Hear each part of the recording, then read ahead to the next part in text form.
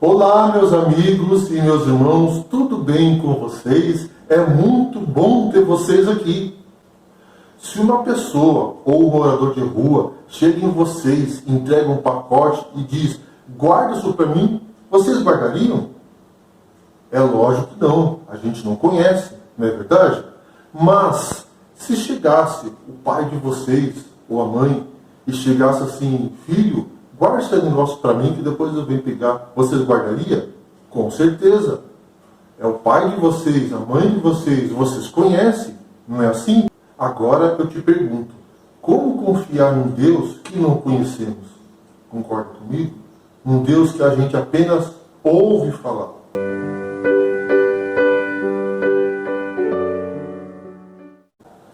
Mas, antes de continuar, vamos orar? Benditas tu, Senhor nosso Deus, Rei do Universo. Vamos estudar a sua palavra. Abençoe nosso estudo. Abra nossa mente. Envie seu Espírito Santo. É o que pedimos. Em nome de Jesus. Amém. Deus nos fala a nós por sua palavra. Aí temos em linhas mais claras a revelação de seu caráter em seu procedimento com os homens e da grande obra da redenção. A Bíblia que Jesus usava era o Antigo Testamento. Disse Jesus acerca das Escrituras. Vamos ler João 5, verso 39?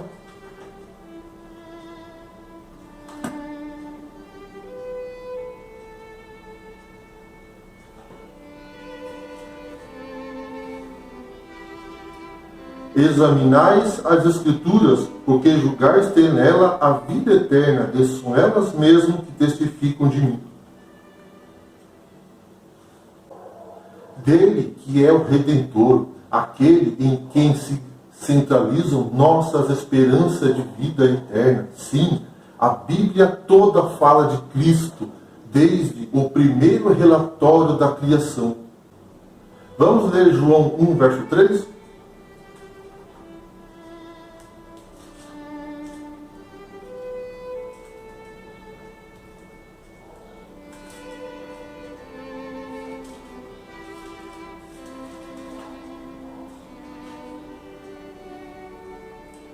Todas as coisas foram feitas por intermédio dele, e sem ele, nada do que foi feito se fez.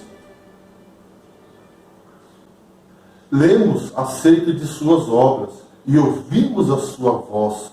Se desejais familiarizar-vos com o Salvador, estudai as Sagradas Escrituras. Enchei o coração todo com as palavras de Deus. São elas água viva, a mitigar vossa sede ardente, são o pão vivo do céu. Jesus declara. Vamos ler João 6, verso 53?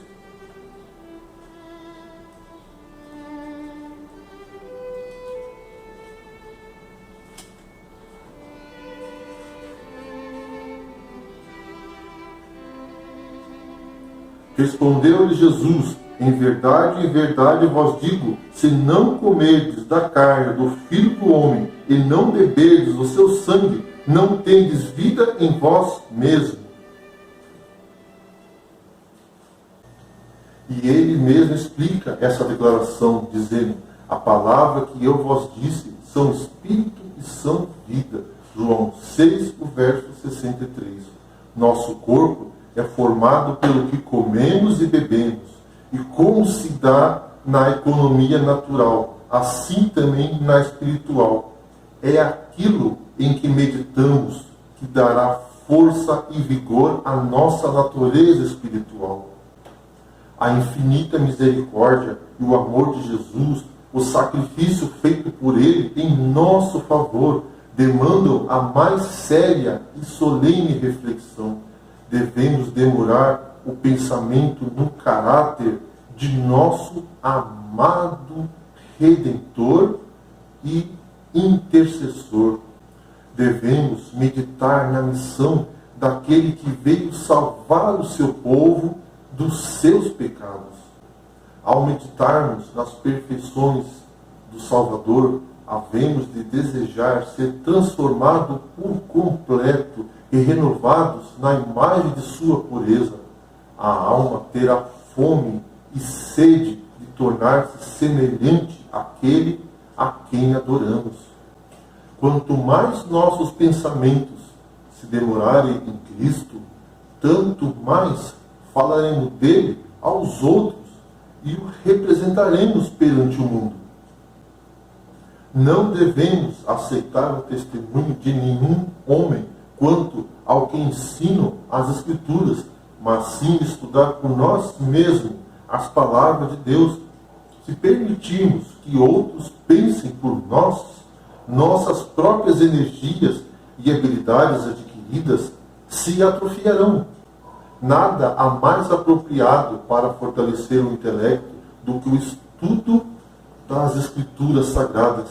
Nenhum outro livro é tão poderoso para elevar os pensamentos, para dar vigor às faculdades, como as amplas e enobrecedoras verdades da Bíblia. Se a palavra de Deus fosse estudada como deveria ser, os homens teriam uma largueza de espírito, uma nobreza de caráter e firmeza de propósito que raros se veem nesses tempos. Bem pouco benefício, porém, se tira de uma leitura apressada das Escrituras. Poder-se ler a Bíblia inteira e, contudo, deixar de reconhecer a beleza ou compreender o sentido profundo e oculto. Uma passagem que se estuda até que seu sentido seja claro ao espírito e evidente sua relação para com o plano da salvação é de maior valor do que a leitura de muitos capítulos sem ter em vista nenhum propósito definido e sem adquirir nenhuma instrução positiva. Levai convosco a Bíblia. Quando tiveres oportunidade, lede-a, fixai as passagens na memória, mesmo enquanto estais a andar pela rua, podeis ler uma passagem e meditar sobre ela, fixando-a assim. Não conseguiremos sabedoria sem fervorosa atenção e estudo acompanhado de oração. Algumas porções das Escrituras são efetivamente tão claras que não podem ser mal compreendidas, mas outras, a cujo sentido não está sob a superfície de modo que possa ser apanhado de relance.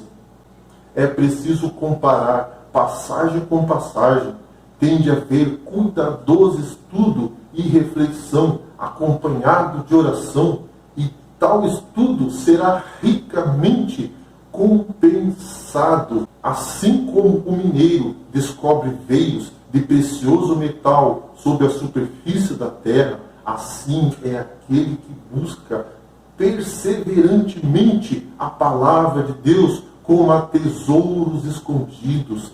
Encontrará verdades da mais alto valor, os quais se acham oculta à vista do pesquisador descuidado.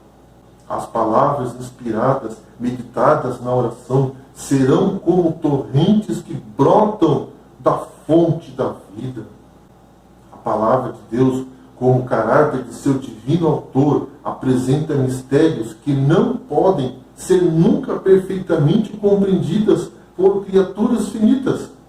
A entrada do pecado no mundo, a encarnação de Cristo, a regeneração, a ressurreição e muitos outros assuntos apresentados na Bíblia são mistérios demasiados profundos para serem explicados ou mesmo cabalmente compreendidos pelo espírito humano. Não temos motivos de duvidar da palavra de Deus, pelo fato de não podermos compreender todos os mistérios de sua providência. Estamos no mundo natural, continuamente cercado de mistérios que não podemos entender. Mesmo as mais simples formas de vida apresentam problemas que o mais sábio dos filósofos é impotente para explicar. encontram-se por toda parte maravilhas que escapam à nossa percepção. Deveríamos, então, surpreender-nos ao verificar que no mundo espiritual existem também mistérios que não podemos sondar. Deus nos deu nas Escrituras suficientes provas de seu caráter divino e não devemos duvidar de sua palavra pelo fato de não podermos compreender todos os mistérios de sua providência. Vamos ler 2 Pedro 3, verso 16?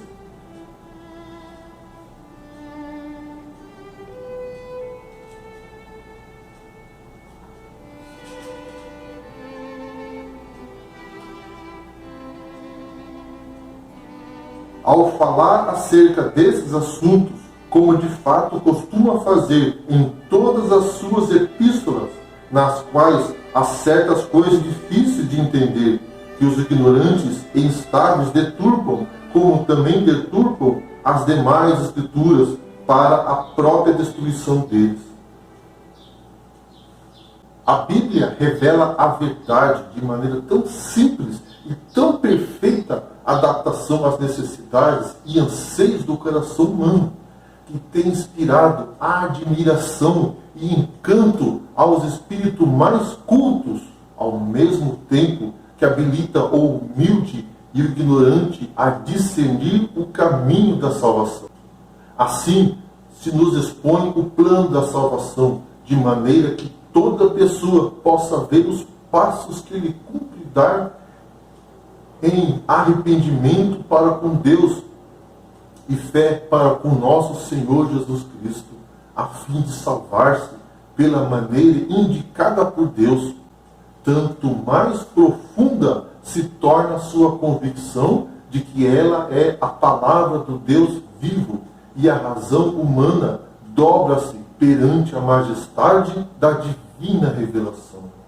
Reconhecer que não é possível compreender plenamente as grandes verdades da Bíblia é simplesmente admitir que a mente finita é incapaz de abranger o infinito, que o homem, com o seu limitado conhecimento humano, não pode entender os desígnios do onisciente. Vamos ler Deuteronômio 29, versículo 29?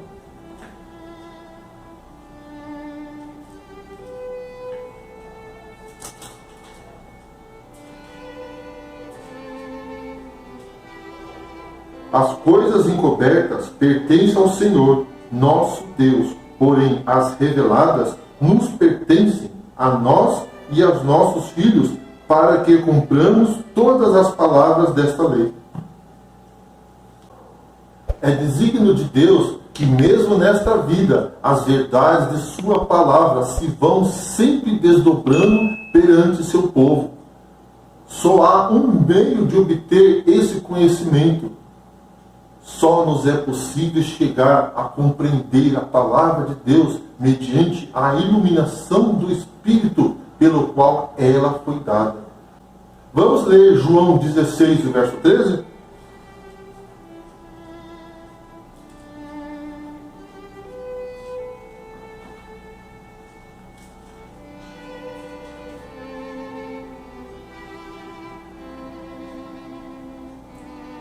Quando vier, porém, o Espírito da verdade, ele vos guiará a toda a verdade, porque não falará por si mesmo, mas dirá tudo o que tiver ouvido e vos anunciará as coisas que hão de vir. Deus deseja que o homem exercite suas faculdades de raciocínio, e o estudo da Bíblia robustecerá e elevará o espírito como nenhum outro. Devemos ter a simplicidade e a fé de uma criancinha, estar disposto a aprender, buscando o auxílio do Espírito Santo. Devemos abrir sua palavra com reverência, como se entrássemos a sua presença com santo temor. Ao lermos a Bíblia, a razão deve reconhecer uma autoridade superior a si própria, e e o coração e a inteligência se devem curvar perante o grande Eu Sou.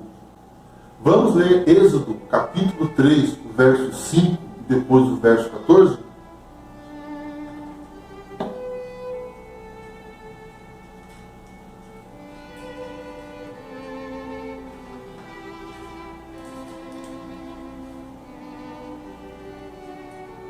Deus continuou: não te chegues para cá, tire as sandálias dos pés, porque o lugar em que estás é terra santa.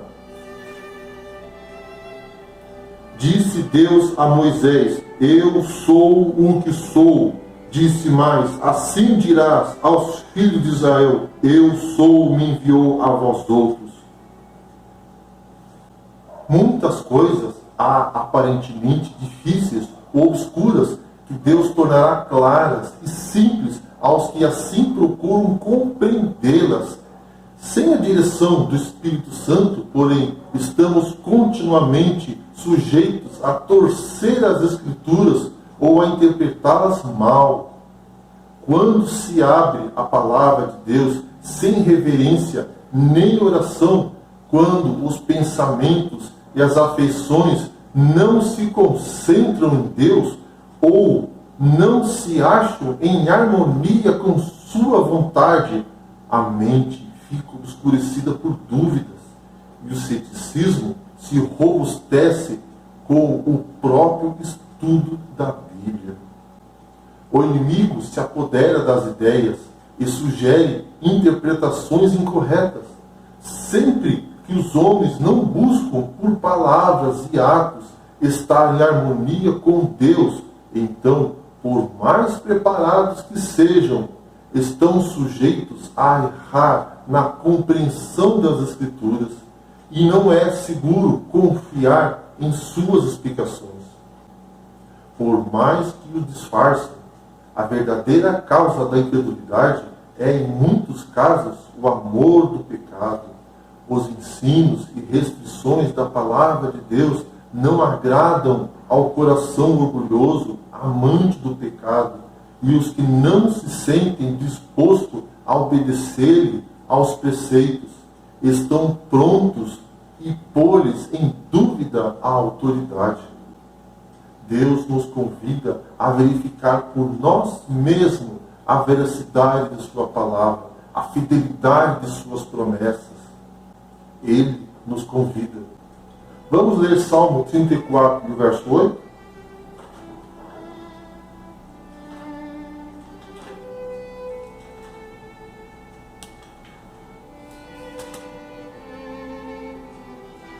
Ó, provai e vede que o Senhor é bom. Bem-aventurado o homem que nele se refugia. Em lugar de confiar nas palavras de outros, devemos provar por nós mesmos. Ele afirma: pedi e recebereis. João 16, verso 24. Suas promessas serão cumpridas. Nunca falharam. Isso jamais acontecerá. E à medida que nos aproximamos mais de Jesus e nos regozijamos na plenitude de seu amor, nossas dúvidas e obscuridade hão de desaparecer ante a luz de sua presença. Necessitava de auxílio e encontrei em Jesus. Toda a necessidade foi suprida, a fome da minha alma foi satisfeita, e agora a Bíblia é para mim a revelação de Jesus Cristo. Faça a seguinte pergunta: por que eu creio em Jesus? Porque para mim Ele é um divino Salvador. Por que eu creio na Bíblia? Porque achei nela a voz de Deus falando ao meu coração. Podemos ter em nós mesmos o testemunho de que a Bíblia é a verdadeira, de que Cristo é o Filho de Deus. Vamos ler 2 Pedro 3, verso 18?